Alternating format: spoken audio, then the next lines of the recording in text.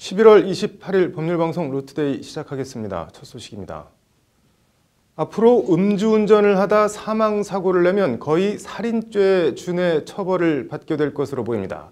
음주운전 사망사고의 경우 최대 무기징역까지 처할 수 있도록 한 특가법 개정안, 일명 윤창호법이 오늘 국회 법사위를 통과했습니다. 또 다른 윤창호법의 하나로 음주운전 2회 이상 적발 시 가중처벌하고 운전면허 정지와 취소 기준을 강화하는 내용의 도로교통법 개정안도 국회 행안위에서 의결됐습니다. 정순영 기자가 전해드립니다. 이른바 윤창호법으로 불리는 특정범죄 가중처벌 등에 관한 법률 개정안이 국회 법제사법위원회 전체 회의를 통과했습니다. 해당 법안은 음주나 약물의 영향으로 정상적인 운전이 곤란한 상태에서 운전을 하다 사고를 낼 경우 처벌을 강화하는 내용을 담고 있습니다. 이에 따라 앞으로 술을 마시고 운전하다 사람을 사망케 한 경우 무기 또는 3년 이상의 징역에 처해지게 됩니다. 현행 특가법은 음주운전 사망사고의 경우 1년 이상 징역으로만 돼 있어 사람을 숨지게 하고도 집행유예로 풀려나는 등 처벌이 가볍다는 지적이 끊임없이 제기되어 왔습니다.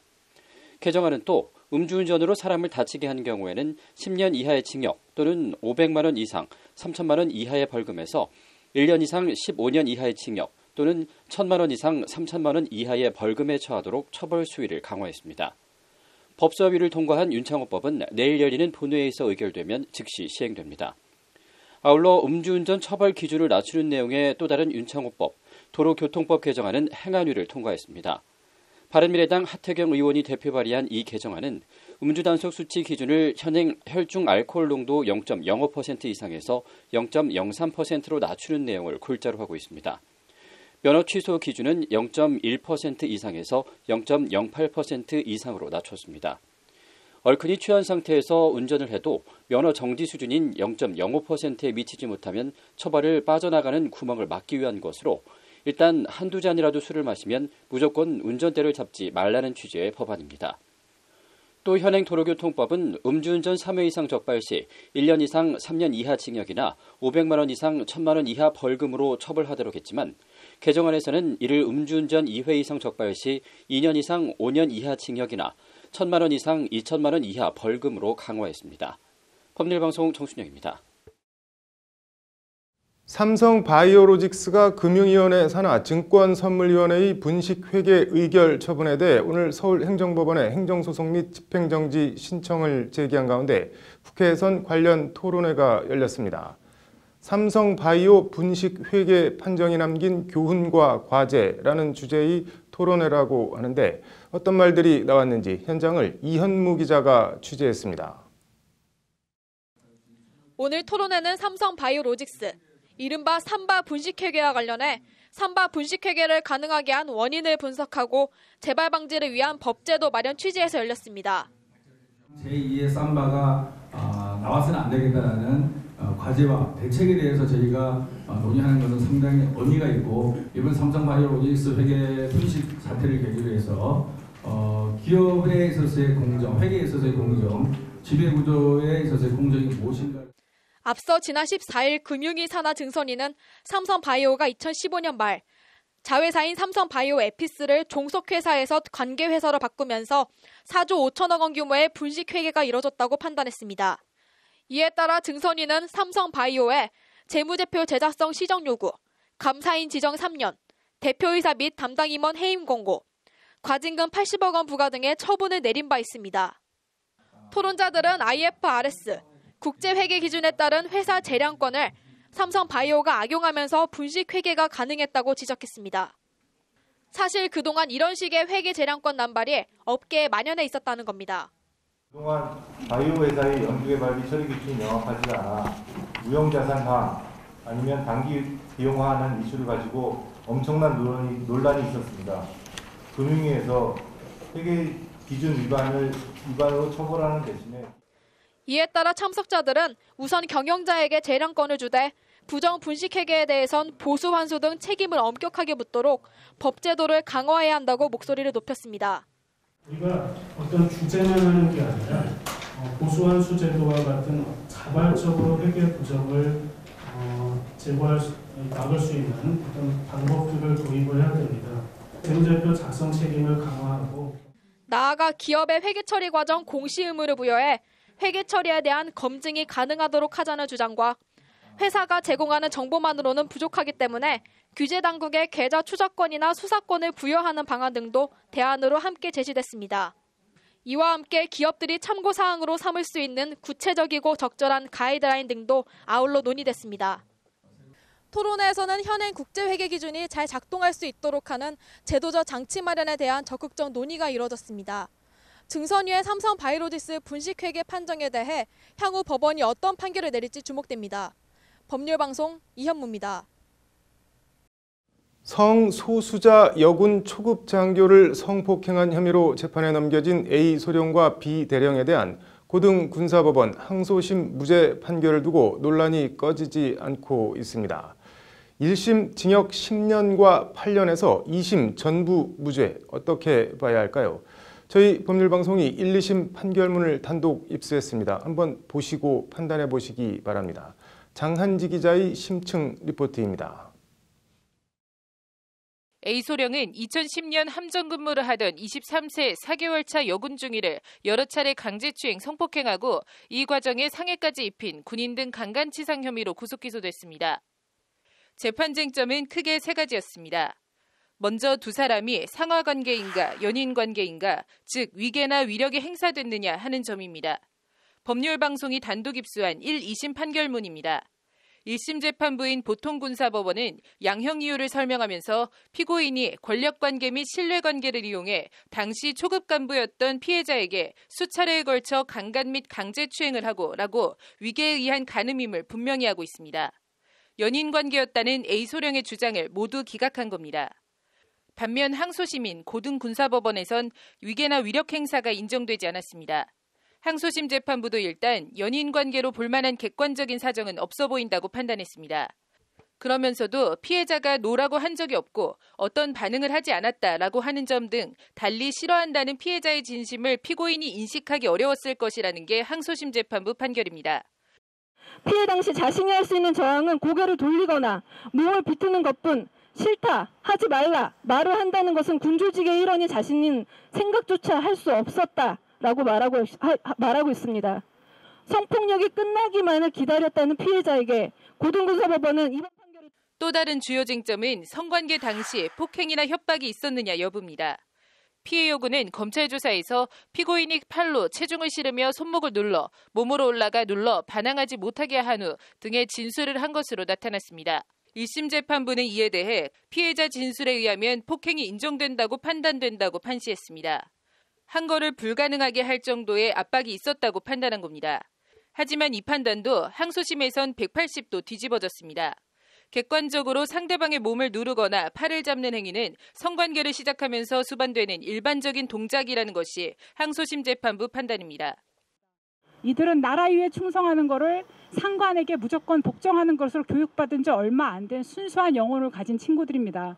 상관의 말과 행동이 무조건 옳고 보이지 않는 권력이라고 생각하고 무조건 충성해야 된다는 게 몸에 배인 사람들인데 어떻게 그걸 피해갈 수가 있겠습니까? 반면 2심은 피해자의 진술이 구체적이고 상세하다는 부분은 선뜻 동의하기 어렵다고 판단하는 등 거의 모든 사안에 대해 1심과 판단을 달리했습니다. 징역 10년과 무죄, 징역 8년과 무죄, 극과 극으로 운명이 갈린 여군 성폭행 혐의 가해자들은 이제 대법원 판단을 앞두고 있습니다. 최근 들어 성인지 감수성을 강조하는 대법원이 사건을 확정할지 아니면 파기환송할지 주목됩니다. 법률방송 장한지입니다. 네, 앞으로 가정폭력 가해자가 피해자에 대한 접근 금지 명령을 어기면 징역형에 처해질 수도 있게 된다고 합니다. 윤수룡 변호사의 이슈 속 법과 생활입니다. 윤 변호사님, 접근 금지 명령 위반 징역형 이게 어디서 나온 말인가요? 네, 어제 국무회의에서 네. 여성가족부 진선미 장관께서 네. 그 가정폭력 방지 대책을 보고를 하셨는데요. 네. 거기에는 이제 피해자의 신변을 보호하고 가해자의 처벌을 강화하는 내용들이 포함되어 있습니다. 네. 지금까지는 가정폭력 방제 처벌 등에 관한 특례법, 네. 줄여서 이제 가정폭력 처벌법이라고 네. 할 수 있겠는데요. 그 법상의 임시조치를 위반해도 거기에 대한 제재가 과태료로 그쳤는데요. 이제는 가해자가 접근 금지 등의 임시조치를 위반한 경우에 징역이나 벌금 등의 형사처벌을 처할 수 있도록 좀 수단이 강화가 됐습니다. 그리고 이제 피해자의 안전을 고려해서 네. 피해자와 가해자를 즉시 격리할 수 있는 그런 조치가 있고요. 네. 폭력 행위를 제지하고 행위자와 피해자를 분리하고 이렇게 가정폭력 처벌을 막을 수 있는 응급조치에는 이제 현행범을 체포할 수 있는 내용도 네. 추가가 되었습니다. 뭐 궁금한 게 법원이 접근 금지 명령을 내리면 그럼 뭐 남편은 집 바깥으로 나가서 살아야 되는 건가요? 어떻게 되는 건가요? 예, 사실 지금까지는 네. 이제 특정한 공간이나 장소를 중심으로 해서 네. 임시처분이 내려졌기 때문에 말씀하신 대로 이제 그 공간에서 나가면 되는 경우들이 있었는데요. 네. 이제는 이제 변경이 되어서 피해자나 또는 가정 구성원 등의 특정한 사람을 기준으로 네. 임시처분을 하는 것으로 해서 피해자의 안전을 보다 더 강화하게 되었다고 볼 수 있습니다. 아, 그러면은 누구 옆에 뭐 몇 미터 이내 접근하지 마라 이런 식으로 바뀐다는 건가요? 예, 아마도 그렇게 되지 않을까 네. 싶습니다. 근데 이거 접근 금지 이건 어떻게 신청을 할 수 있는 건가요? 일단 먼저 신청 방법을 말씀을 드리면요. 피해자와 또는 법정 대리인은 검사나 경찰에게 접근 금지 조치를 청구하거나 또 신청해 줄 것을 요구할 수가 있는데요. 네. 이제는 이제 어제 그 발표한 내용에 따라서 네. 그 신청 주체가 가족 구성원도 네. 신청할 수 있도록 확대가 되었습니다. 네. 그래서 이렇게 경찰이 신청을 하거나 검사가 직권으로 법원에 접근 금지 등의 임시 조치를 청구하게 되면 네. 판사는 임시 조치를 신속하게 결정을 하게 됩니다. 네. 그렇지만 이제 재발의 우려가 있거나 정말 긴급한 네. 조치가 필요한 경우에 그래서 법원의 결정조차 기다릴 수 없는 경우, 이런 경우에는 경찰이 직권으로 피해자나 법정 대리인 등의 신청으로 긴급한 임시 조치를 취할 수가 네. 있습니다. 그래서 이렇게 임시 조치가 결정을 받게 되면요, 네. 피해자나 가족 구성원이 있는 공간에서의 퇴거, 격리가 되거나 네. 아까 말씀드렸던 것처럼 지금까지는 특정한 공간에서의 접근 금지 또는 전기통신기본법의 전기통신을 이용한 연락금지, 네. 구치소 유치 등의 효력이 발생을 하게 되는데요. 네. 앞서 말씀드린 것처럼 이제는 특정한 공간이 아니라 특정한 사람을 중심으로 이런 조치가 이루어질 것으로 보입니다. 네. 뭐 접근 금지 이런 긴급 임시 조치 요청을 꼭 가정 폭력 피해자만 할 수 있는 건 아니죠? 네, 그렇지는 않고요. 네. 그 아동학대 범죄 처벌 등에 관한 특례법이 적용되는 이제 아동학대 네. 범죄나 최근까지 굉장히 문제가 되었던 데이트 폭력, 네. 스토킹 범죄 피해자들도 가해자의 접근 금지 등을 긴급 임시 조치를 네. 요청할 수 있습니다. 뭐 같이 못 살겠으면 갈라서든지 하지 왜 곁에다 두고 괴롭히는지 모르겠네요. 네. 오늘 잘 들었습니다. 네. 네, 다음 소식입니다. 검사나 경찰을 사칭한 보이스피싱 범죄 잊을만 하면 한 번씩 터져 나오는데요. 형법엔 이런 식으로 타인의 자격을 도용하거나 사칭하는 것과 관련한 처벌 조항들이 있습니다. 그중 하나가 자격 모용에 의한 사문서 작성죄인데요. 자격 모용 무슨 뜻일까요? 법률방송 연중기획 법률용어 이제는 바꾸자. 오늘은 모용입니다. 김정래 기자입니다. 2016년 개봉한 황정민, 강동원 주연의 영화 검사 외전입니다. 영화에선 사기꾼 역을 맡은 강동원이 검사 신분증을 위조하는 장면이 나옵니다. 관련해서 우리 형법엔 자격 모용이라는 처벌 조항이 있습니다. 형법 제232조 자격 모용에 의한 사문서의 작성, 타인의 자격을 모용하여 권리, 의무 또는 사실 증명에 관한 문서 또는 도화를 작성한 자는 5년 이하의 징역 또는 1천만 원 이하의 벌금에 처한다는 구절이 그것입니다. 타인의 자격을 모용하여 모용. 국립국어원 표준국어대사전 사이트에서 모용이라는 단어를 검색해 봤습니다. 모두 4개의 단어가 검색됩니다. 모용, 털을 씀, 모용, 식물의 잎이나 줄기의 표면에 생기는 잔털, 용모를 뜻하는 모용에 고대 중국 북방민족 선비족의 하나인 모용족까지 모두 타인의 자격을 모용하여 할 때의 모용과는 거리가 멀어 보이는 뜻들입니다. 국어사전에 없다라는 말은 어떤 의미입니까? 아직 확실하게 보편화가 되지 않아서 그런 것 같습니다. 국어사전에도 없는 말, 일반 시민들이 그 뜻을 알리 만무합니다. 모용이라는 말 들어보셨습니까? 아니요, 잘 모르겠어요. 일상에서 한 번도 안 들어보셨나요? 네, 거의 못 들어본 것 같은데. 이게 형법에 나오는 모용은 모험을 하다 할 때 쓰는 무릎 쓰다라는 뜻의 모자에 쓸 용자를 씁니다. 이 모자엔 거짓으로 대다라는 뜻도 있습니다. 따라서 형법의 모용은 거짓으로 대서 쓰다, 즉 타인의 자격을 도용하거나 사칭하는 것을 말합니다. 국립국어원 사전에도 안 나오는 말이지만 법조계에선 그냥 일상적으로 쓰는 말입니다. 법률 용어로 모용은 이름이나 자격 등을 허위로 기재하는 것을 의미하는데 법조계에서는 자주 쓰이는 표현입니다. 일반 시민들은 쓰지도 알지도 못하는 법조계 그들만의 용어 모용. 국어 사전에도 없고 일반 사람들은 의미 파악도 힘든 말을 대체해야 할 단어가 있음에도 계속 써야 할 이유가 있을까요? 모용, 바꿔야 합니다. 법률방송 법률용어 이제는 바꾸자 김정래입니다. 이어서 법조계 소식 전해드리겠습니다. 김명수 대법원장이 오늘 대법원을 방문한 김부겸 행안부 장관과 민감용 경찰청장을 면담한 자리에서 화염병 투척 사건과 관련해 법치주의 근간을 흔드는 매우 중대한 일이라는 입장을 밝혔습니다. 국회 인사청문특별위원회가 김상환 대법관 후보자에 대한 인사청문회를 12월 4일 개최하기로 했습니다. 이춘석 더불어민주당 의원이 인사청문특별위원회 위원장으로 선임됐습니다. 재판거래 의혹 핵심 인물로 지목된 임종원 전 법원행정처 차장의 1심 첫 재판이 다음 달 10일 오후 2시 열릴 예정입니다. 피고인의 출석 의무가 없어 법정에 나오진 않을 것으로 보입니다. 법제처가 다음 달 13일부터 생계형 적합업종의 대기업의 진출을 억제하는 소상공인 생계형 적합업종 지정에 관한 특별법을 비롯해 총 86개 법령이 12월 새로 시행된다고 오늘 밝혔습니다.